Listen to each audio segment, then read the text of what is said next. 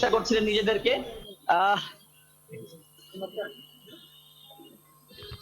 তো আমরা এখনো দেখতে পাচ্ছি এই কারওয়ান বাজারের যে চারপাশে কিন্তু পুলিশ, বিপুল পরিমাণে পুলিশ সদস্য রয়েছে, সেনাবাহিনীর সদস্য রয়েছে।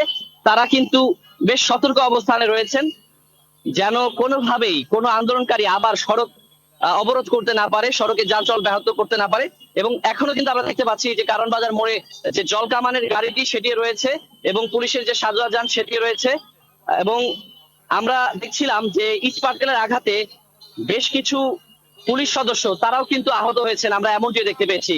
পাশাপাশি আন্দোলনকারীদেরকেও কিন্তু আমরা দেখেছি চেষ্টা, এবং আমরা এই যে ধাওয়া পাল্টা ধাওয়ার মাঝে পড়ে কিছু গণমাধ্যম